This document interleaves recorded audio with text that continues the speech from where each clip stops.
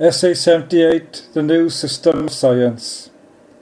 In an era of sudden intellectual progress, its pure ideas must be accompanied by a new system of education, because the old system, by its very structure, will attempt to darken the Enlightenment. This type of reaction has been seen many times in the history of ideas. The most brutal suppression has occurred in the arena of politics, and almost always the tyrants are overthrown. 1,000 years ago, the Church became the dominant political power in Europe, after remote but brilliant exile in places like Iona. It was challenged by humanism and the Renaissance, a renewed questioning, and the new undogmatic ideas were put over most brilliantly on the stage by Shakespeare, a questioning and entirely unbiased mind. His contemporary Francis Bacon evolved a system whereby ideas were tested against nature, by data, and not against each other. The most savage wars in human history are wars of dogma against dogma. Science was designed by Bacon to be free of such troubles until our times. The use of media propaganda has corrupted the Baconian ideal to the point where progress can no longer be made in the old way, because the old system blocks and censors progress and becomes intolerant, inward-looking, and ossified. Even when refuted to the satisfaction of literally millions of intelligent readers, a tiny Politburo hung on to the past and locked themselves as idols in Plato's cave. These were idols with teeth. Any critic was attacked personally, the very thing that Bacon warned against. This savage suppression of honest scholarship, the savage suppression of clear thought, was broken down completely in the dawn of the age of information, an enlightenment alike of which has never been seen before, and which has taken place in the last decade. This is an enlightenment based on the computer and on communication by computer.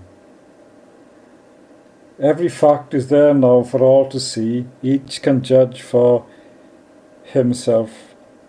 The facts can be tested by computer. There is no room for human error. The tedium of calculation no longer dominates the scholar's work. The scholar can concentrate on ideas which challenge dogma. These new ideas are read by tens of millions, however abstract and difficult they may seem to be. There is a thirst for knowledge as never before, and the universities follow the new ideas as never before.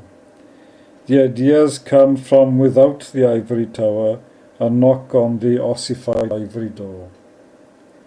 In the words of Yeats, what is that row above the sea's row? It is possible in this dawn of enlightenment to know exactly how ideas are being received, whether they are ignored and not read at all, or whether they are read by millions. In the case of the new unified physics known as ECE Theory, the ideas are read by millions, are already recognized as national treasures, and will be read by tens of millions more over the coming decades, possibly hundreds of millions. They have been read 500 million to 1,000 million times since 2002. So the waters of knowledge have overflowed. The obvious inference and converse is that there was little knowledge before the flood. The ideas of the Baconian Enlightenment had withered in the desert sands. The reason for this is that dogma had again prevailed over knowledge, or science. The older ideas and older system had intertwined like briars which withered for lack of sustenance. The tangled undergrowth would let no one through, and withered to a desert. The new system of teaching is based on instant communication. Knowledge ought to be communicated instantly.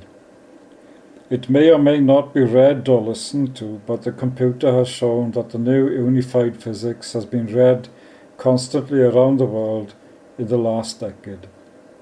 It is read within the ivory walls. Its scholarship is catalogued and archived, and it is tested against data, not against dogma. The old system has failed to answer. It has been refuted endlessly, and all it has been able to do is stalk around the darkness of the cave. Knowledge is no longer the privilege of lurking idols. It is shared out among those most able to appreciate it, those with unbiased minds. Almost inevitably, these are young minds, but all generations have accepted the new enlightenment. The most valuable advance made in the past decade is to bring complete objectivity to the assessment of theory by constant use of accurate scientometrics. No longer is it possible for any inflated propagandist to dismiss a refutation. If this dismissal is attempted with silence, the refutation multiplies greatly in intensity. Questions begin to be asked why an incorrect theory must be supported by millions of our own hard-earned wealth.